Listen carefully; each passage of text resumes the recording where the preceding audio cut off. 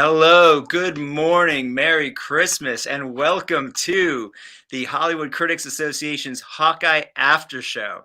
We are here to discuss the final episode of the Disney Plus series based on everyone's favorite MCU Archer. I'm Jami Philbrick, entertainment journalist and critic for Moviefone and a member of the Hollywood Critics Association. We have a great show for you tonight. We have a spoiler-filled discussion planned for you on the final episode of Hawkeye, which dropped tonight, entitled So This Is Christmas. Very fitting for this week. As always, I am joined by Mark Pacis and Kiyra Lynn. Hey, guys. What is up? Good morning. Good morning. Did you all enjoy this final episode of this show we've been covering for the last 5 weeks? It didn't disappoint. You know what? I set my expectations exactly where they needed to be, and I really enjoyed this episode. I did too. I thought it was a great finish, and really a great hour of television. Mark, what about you? Yeah, thought the same thing.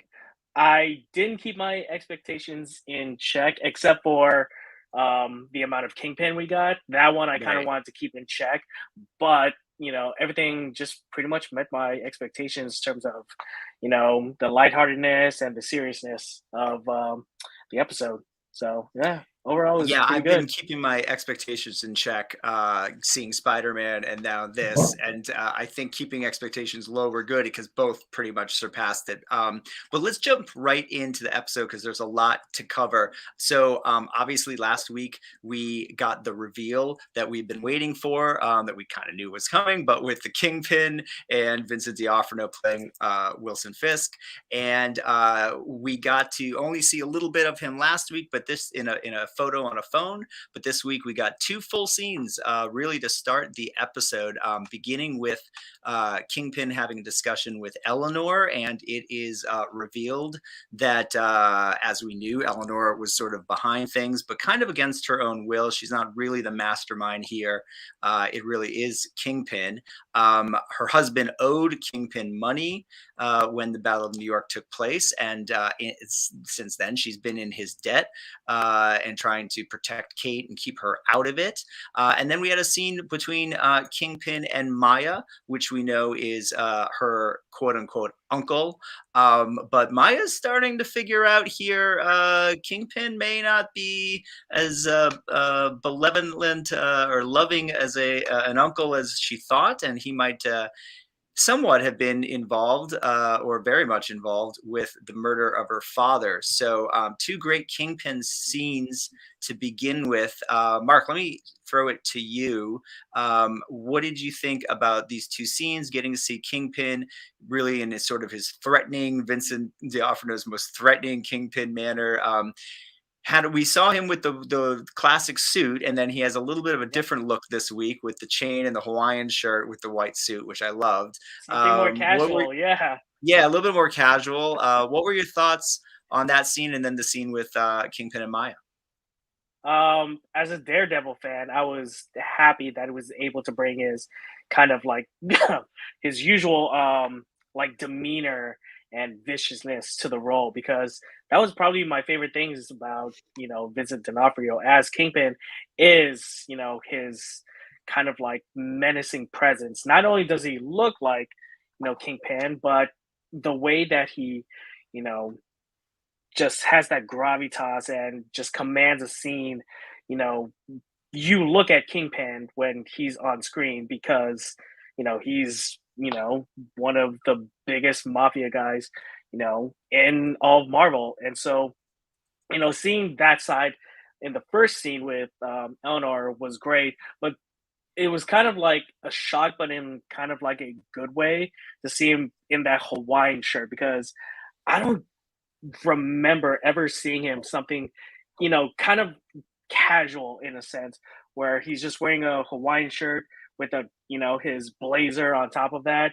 Most of the time I've seen him with the black shirt, the white coat, and the purple pants, his classic suit, with the one from Eleanor. So it's good that we're seeing like kind of different sides to Kingpin, even though it's essentially the same character. Yeah, absolutely, absolutely. Kira, what did you think of getting to see Vincent D'Onofrio in this role again? Really kind of chewing up these scenes, and then of course the reveal with Eleanor and what Maya seems to be figuring out in this scene.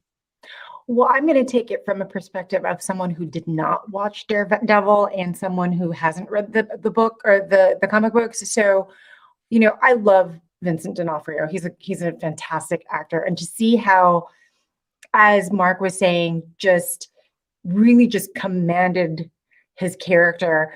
I think he clearly came off as menacing as he should, but it also showed me, where Eleanor really felt in this sort of situation, that it got herself. She was so dire to make sure that Kate stayed out of it, that she was willing to, confront him and want a way out of this life that she's entangled herself in. I really enjoyed that. And then when Kingpin meets with Maya, and she admits to getting carried away, and that she's going to stop chasing ghosts. And he was clearly didn't fall for any of it. So, that kind of set him up for me for the rest of the episode. I still have questions, like, he's such a big menacing guy, and Kate will, just kind of jump to it, like Kate trying to take him down with some arrows and him not taking it. Like, my question is, it's like, what is his background, and how is he so capable of not being affected by any of those arrows? I'm going to ask both of you.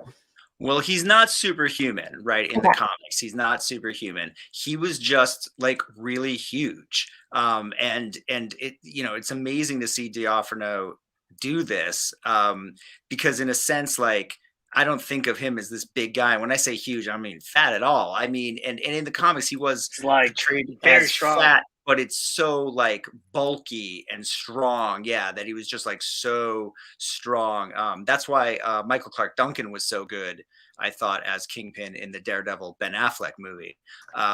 But yeah, so that's basically it. There's no superpowers involved there, but and we'll talk about that fight scene a little bit, because that was an awesome fight scene, and I thought that not only did they depict her skill set very well, but they depicted his size and what he's able to do with it.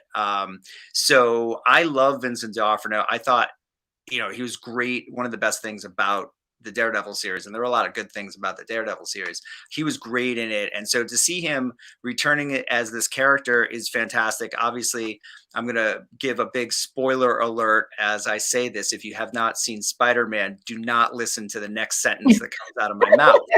Mute that audio. Charlie Cox returns as Daredevil in the MCU in Spider-Man No Way Home.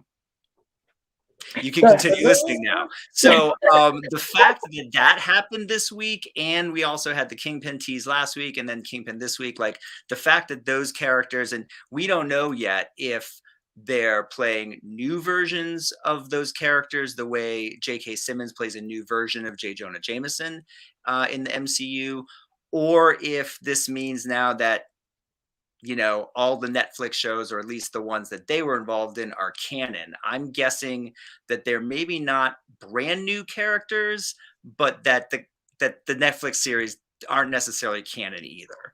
Well, they're kind of going off of those characters and maybe creating something like a little bit new. But there were a lot of people that thought that, again, spoilers for Spider-Man No Way Home, that Charlie Cox disappears and goes back to the Netflix universe when Doctor Strange fixes. And I don't think that that's how the Netflix characters work. I don't think they were crossing over in the same way the Sony characters were in Spider-Man. Sorry, Kira, go ahead. No. I was telling you guys, like, off camera, that watching Spider-Man No Way Home actually made me. I actually started watching Daredevil tonight, because I was like, well, what if something happens in Hawkeye that obviously I wasn't going to catch up on the entire series, but I was like, it inspired me to do that. Season 1 is a good setting, but season 2 is really good. That's where they introduce Elektra and the Punisher, and I actually never watched season 3, and I just started cruising through the first few episodes the other day. Really good too. I wanted more Kingpin.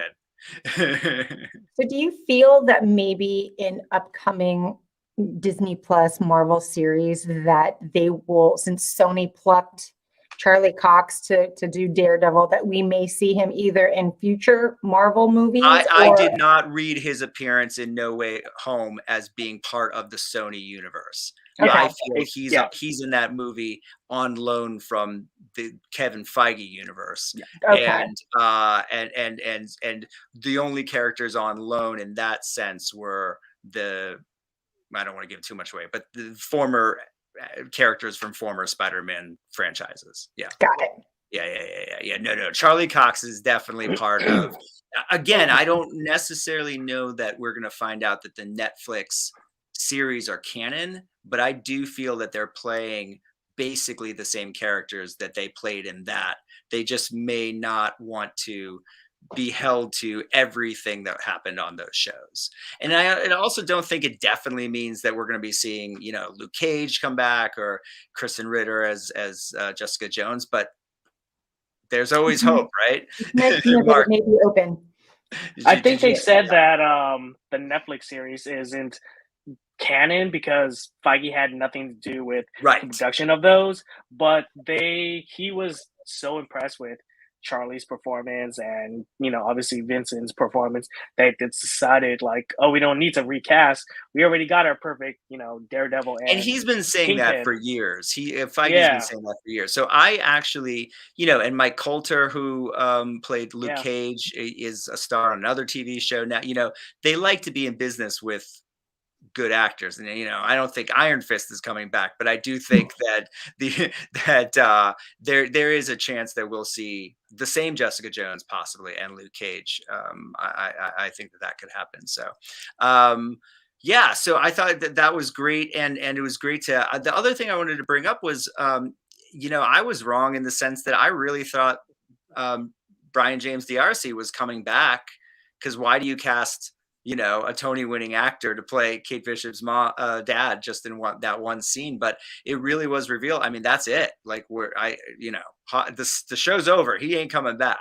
I know. Was anyone else surprised that loose end kind of is just going to be like a loose thread? I called it. You did. Yeah, I'm with you, Jamie. I was like, we didn't see him die. Right. But yeah, Mark, you won on this one. Yeah, interesting. Yeah, so I mean, I thought that was good, and obviously, Maya is starting to suspect, as we'll find out a little bit later in this episode. But the next thing, basically, Clint and Kate find out about Stacey video of the meeting that we watched between Kingpin and Eleanor, so they kind of know what's up. And there's a great arrow making montage. I loved the arrow making montage. It fit so well in the tone of the show. And that led, of course, to what we knew was going to happen. The big end fight out climax scene of the series was going to take place at, of course, the Bishop Christmas party. So Clint gets his tuxedo on, and Kate gets dressed up, and they've got their costumes ready, the new costumes ready to go. They got their informants, their buddies from the LARPing are there. And we then have Kazi actually ends up trying to sort of assassinate them at the party. That empties out the party. Sort of mayhem ensues as soon as Yelena shows up, starts attacking Kate. And after Kate sort of repels out of a building and Hawkeye ends up on a Christmas tree, we eventually get the big fight scene that we were sort of teased in the trailer, with Kate and Clint wearing the brand new Hawkeye outfits, which Clint will later say that he actually it was found very comfortable to wear. And they have this great fight scene with the track suit Mafia. So Kira, what were your feelings? This is a long sequence. I know there was a lot in it, but sort of the whole party and then fight with the tracksuit out on the ice. I was happy to see the LARPers, in at the party as the servers. I wasn't anticipating that. I wasn't expecting for Clint to be okay with them actually joining the squad, but I really enjoyed that. And then, that whole, of course, I love anything that Yelena is in. she is just so funny and brings such a good, added bonus of humor that, you get a little bit of that with Clint and Kate, but they really bring it on with Yelena, which I thoroughly enjoy. But I did like Clint in the tree and that moment he has with the owl. Really and of course, that fight scene was completely epic. I do want to circle back and go back to the arrows because it's nice to know that we've always known that Clint had these trick arrows, but it's nice to know that it's officially confirmed that he's the one that can build them. I really enjoyed that sort of bonding moment as he's trying to teach Kate, how to create these arrows and how fascinated she is by them. But overall, I mean, that whole fight sequence with the arrows, with the gazillion guys of the tracksuit mafia just kept kept coming out of nowhere. I was like, how many are there of them? But it didn't disappoint. They did a great job. I was expecting a huge fight scene. They gave it to us, and they gave us even more than that. But that particular one, it was fantastic. Yeah, I love that whole sequence. I love the party, and there was definitely, I feel like this is where that sort of Die Hard feeling kind of comes in, especially when Clint goes out the window. And I love the stuff between Kate and Yelena.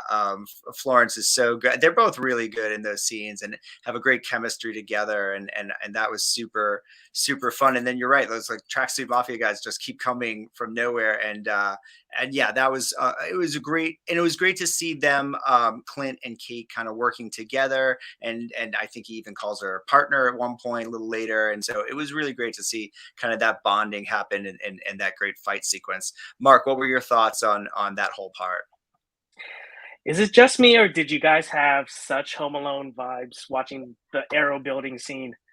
Yeah, I was just waiting for that. Oh, I see you. And Kira, if you like the relationship between Kate and Yelena, I'm seriously wondering if Yelena will be a part of the Young Avengers, because they're clearly building definitely the Young Avengers roster, because they already introduced Kate, they introduced Elijah Bradley in Falcon and the Winter Soldier, they introduced Scarlet Witch's kids, Wiccan and Speed, who are also part of the Young Avengers. So, all that, kind of the best of the young actors. I can't wait. If Yelena actually is a part of it, I can't wait to see the kind of interactions that they have even further, together in the Young Avengers series or movie or whatever they seem to have planned for them. And yeah, all the trick arrow scene was especially good because Kate was finally able to show Clint why she, was telling him about, branding, because you got to brand yourself because you're a hero, you're inspiration.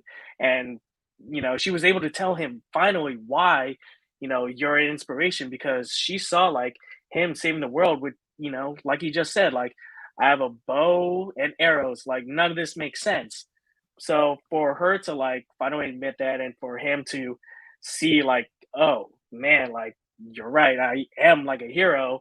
Okay, let me go and be the hero that you think I am by putting on the suit, which is not necessarily the suit that, Jamie and I wanted, but it's still, comic accurate, like Marvel Now suit that we got in the comics, which is inspired by all, the David sorry, Matt Fraction like series. So, all that is just, it's a lot. Everything you just said was a lot. So, to try and condense it. Yeah. The costumes were great. It was great to see them in the costumes finally. Well, they all did these costume reveals in general. Like everybody had a costume reveal, whether it was Yelena like pulling the dress off of Kate, where they're like the like they all had a costume reveal, which I thought was fantastic. I do have to say that I did get my Jack fight scene. So I felt really yes. fulfilled in that You sense. did. I was Yep, like, that was in I that did. sequence too. Yeah, and it's interesting that Jack ended up sort of being just a red herring, really. Like he was never a villain. He was just sort of this goofball. But I love that how it kind of ended up with him, and he did get a couple sword scenes, so that was really great. Yeah, we were so wrong on moving, him. Yeah. We were Moving so on, wrong on him.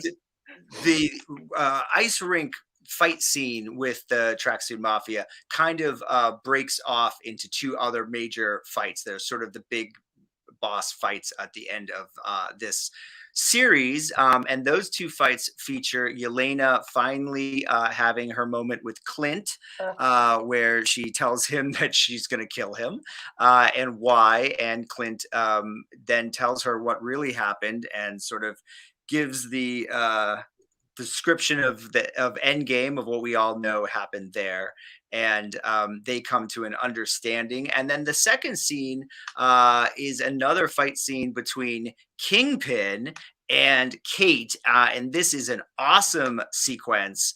Actually, in KB toy stores, and she's trying to protect Eleanor, who Kingpin is about to presumably kill. And they end up having this huge fight inside the store. She shoots every arrow she can. Kingpin slamming her, throwing her around, and basically she does end up blowing him up, or it would seem that he's blown up. We'll get to a little bit more with him after that. But what were your thoughts, Kira? I know you mentioned earlier you were talking about this scene and Kingpin's sort of powers and how the fighting, but I thought it was really well choreographed using her set skills versus sort of his size. And I love that scene. That was a very Kingpin-esque from the comics scene. Kira, what were your thoughts on that? You know what I love watching Hailee Steinfeld do, and it really gave me a lot of, obviously we have the arrows, but her action sequences give me a lot of Black Widow vibes. You know, a lot of the attacking around the legs and like doing those types of maneuvers, which I really, really loved. I was worried, you know, when him basically throwing her around. I was thinking to myself, you know, Kate isn't a superhero, but he really gave her a run for his money. But I loved how they circled back with Kate using that coin trick that Clint taught her to set off those arrows to overtake him. I was like, oh, I love it when they tie things, you know, they bring everything back together. I'd love to talk about the Clint and Yelena situation that was happening out on the ice. You know, there aren't very many scenes in these Disney Plus Marvel series that have me, you know, look at the violence and just go, but when she was whacking him with that pole and you could just hear how he was taking it, I was literally cringing because I'm like, she's really like, not just, she's really giving it to him and he's just taking it. But I loved how that whole sequence with the two of them, you know, resolving the issues came out. But man, that particular scene really had me like kind of closing my eyes, even though there was no blood. But just, you know, the thought of her just beating the crap out of him was not didn't sit well with me. But otherwise, I mean, fantastic, both scenes. For me, it was the resolution that we needed with the Yelena thing. And I agree with you, Mark. They are setting her up either for Young Avengers or Thunderbolts, either one or possibly both eventually. So there needed to become a resolution with her and Clint so that she can move on in the MCU and Clint can move on wherever, you know, if Jeremy Renner comes back or doesn't come back, whatever ends up happening. Obviously, we have a new Archer in town, so we'll be okay with Kate. But I'm really glad they did kind of resolve that with Yelena. Mark, what were your thoughts on the Yelena fight with Clint and of course the Kingpin fight with Kate? I mean, in my head, I'm thinking to myself, why don't you just tell her that in order to get the Soul Stone to save everybody, you know, someone needs to die in order to, you know, do that? Because in my head, like, Yelena sees that she lost 5 years of her life. She knows what happened with, you know, the snap with the snap and everything changing in a blink of an eye, So what, kind of thing makes you like not think that, the soul stone, having someone sacrifice themselves is, not believable. Like it's literally in the name. So in my head, I'm like thinking, just tell her like, you tried to like, sacrifice yourself so that she can get the soul stone. But I guess he did say like she was better than him in that sense. But, in my head, I'm just thinking, just tell her about the soul stone. Just tell her about the soul stone. It's, it's Right. okay. But the way that they resolved it is, that's the kind of resolution I was hoping for between the two because, both of them loved, Natasha to no end. Like, they were, she was the bond and the person that made both of them better people. And so for them to lose that, you know, that glue. I know Clint still has Laura, but for Yelena, where's she gonna get that from now? Like her father, her mother, like they're not that type of glue. They're just not that. So, I can kind of get it from Yelena's point of view. And for the Kingpin aspect, like that was totally, what I was expecting from Kingpin because, as we've seen from like Daredevil and even into the Spider-Verse, he can take a beating from like a lot of people and he can dole out some punishment. And so for Kate to fight Kingpin like that, trying to use her smarts to take down Kingpin, that's pretty much what you have to do. That's what Spider-Man does. That's what Daredevil does, is by outsmarting Kingpin. And so for them to do that in a similar fashion, that's pretty comic accurate there. Yeah, and I agree, Kira, bringing the coin around, the coin trick, like we knew that was there for a reason. So yeah, absolutely. Well, just a couple of loose ends to sort of tie up before we finish up here. Maya ends up having a fight with Kazi, where the truth is sort of revealed and alliances switch, and it's sort of revealed where Maya stands and that Kazi was involved in her father's death.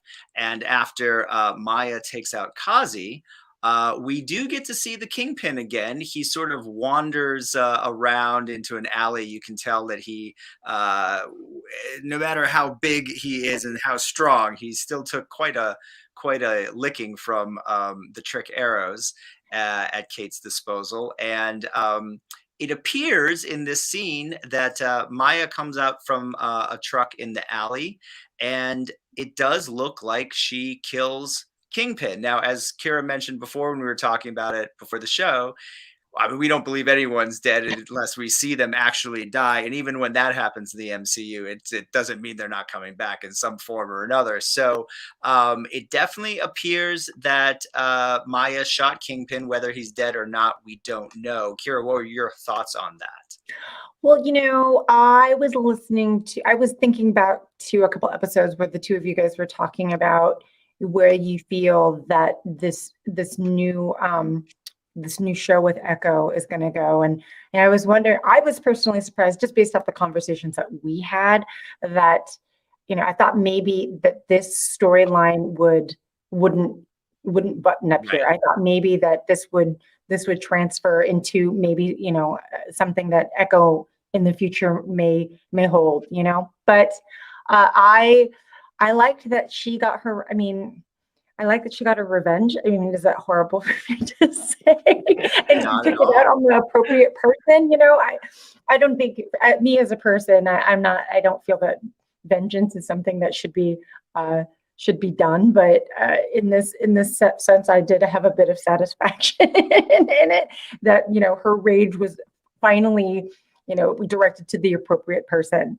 But now that it's kind of like they've wiped the slate clean. Kazi told her to run. She took care of business. So I'm going to be interested to see what this new series it holds for her and what storylines that they're going to draw out, because I was kind of expecting what you guys were talking about, that maybe we'd see Kingpin in an upcoming series. I think we still will. I don't think there's any way Vincent D'Onofrio is coming back just for one episode of television and a photo op in the episode before. So yeah, Mark, I'm sure you'll agree with me, for a lot of fans, I know I've been waiting forever to see Spider-Man fight Kingpin on the big screen. Kira, what you have to understand is, for me growing up with Spider-Man comics, Kingpin's become a Daredevil villain, but he began as Spider-Man's really yep. the Lex Luthor to Spider-Man, right? Like, yep. I grew up knowing Spider-Man, knowing that Kingpin was his toughest rival, not Green Goblin, not Doc Ock. It was Kingpin. So now that we have Vincent D'Onofrio in this universe and we have a Spider-Man, we may have more than one Spider-Man. They're not gonna, that opportunity is coming down the line. So I think we'll find out what really happened in Echo, the series, as far as what we didn't see in that alley shot, in that alley scene. And, she may think she killed Kingpin, but I don't think she did. And I think the series may be her on the run from Kingpin. So Mark, what were your thoughts real quick on the whole Kazimaya fight and Kingpin? You know what we're going to get in the Echo series? A really, really angry Kingpin. You thought that you saw Kingpin angry, early in this episode? Man, if you, shoot someone and they still live, they are angry, and you don't want to. It's like the Hulk. You don't want to see Kingpin angry, because he will bring, everything down to take you out. And he is like, one of the biggest mob bosses. Of course, he's going to do whatever it takes to take you out. And he will try to personally do it himself. Like Kira, when you see the first season of Daredevil, you'll see how vicious Kingpin can be. And, I'm excited to see what an angry Kingpin does in the Echo series, because, yeah, he's not a person you want to, if you shoot him, don't miss. You know that whole expression, if you shoot, don't miss. And, we know that Kate shot, Kingpin in the chest, and he just brushed it off. If she shot him in the chest, yeah, no, he probably has bulletproof armor. Yeah, the people need to be reminded that the city belongs to me. That's my impression. That's Kingpin.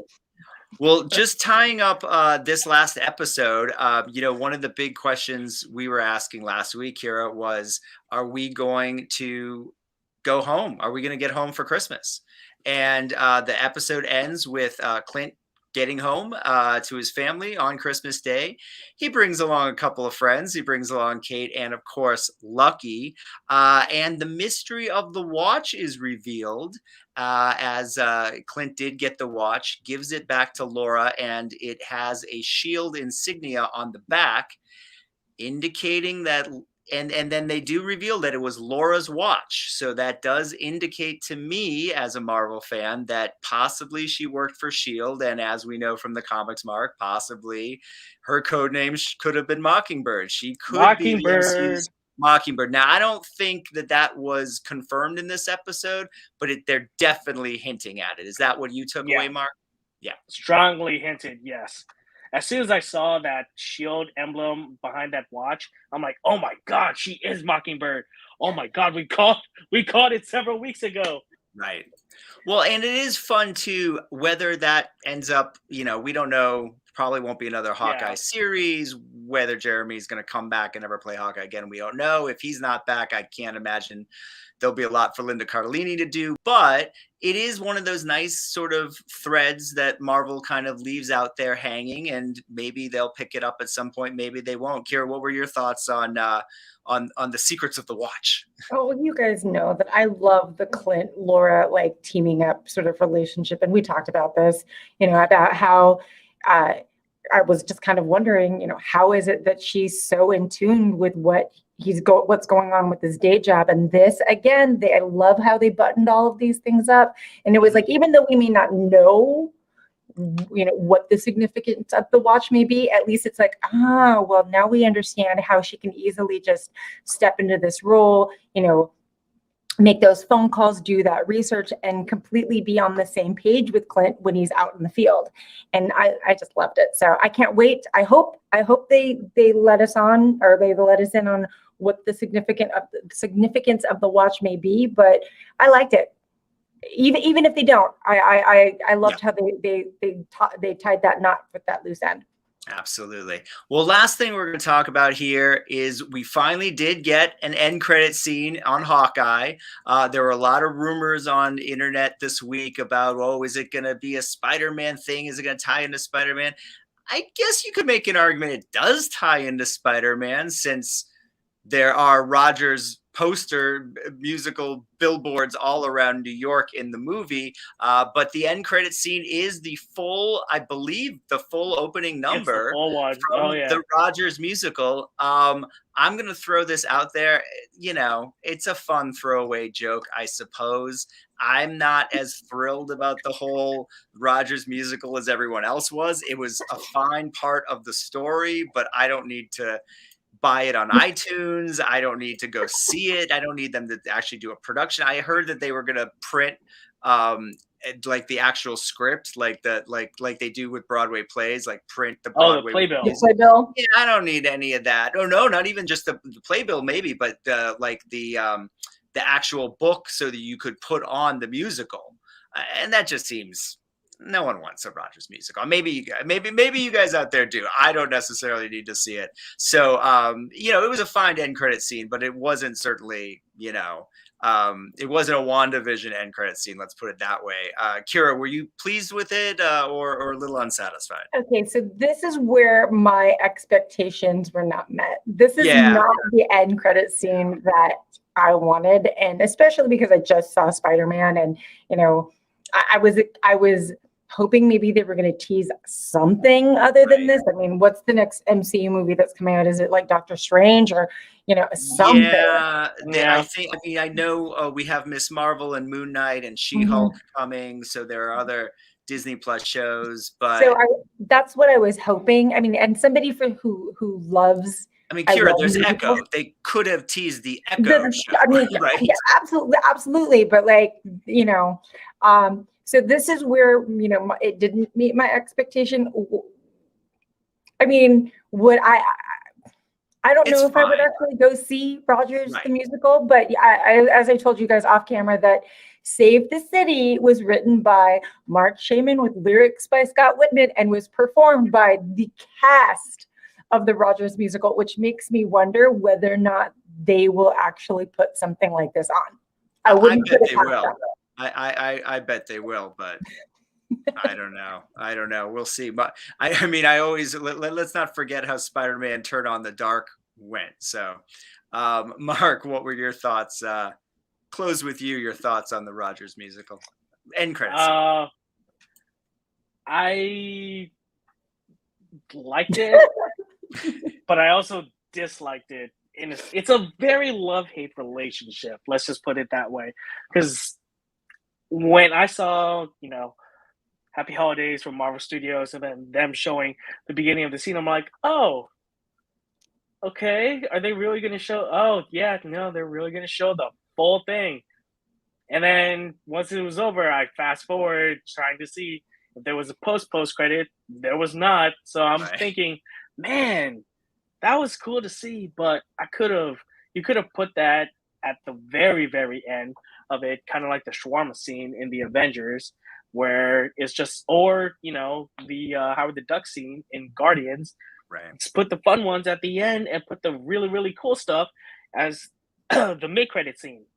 But if the episode wasn't as good as it was, and we didn't get as much awesome Kingpin and Elena and all the other stuff, then it would have been disappointing. I think and this actually says a lot for the show. I think the episode delivered so much that I wasn't disappointed by a disappointing end credit scene.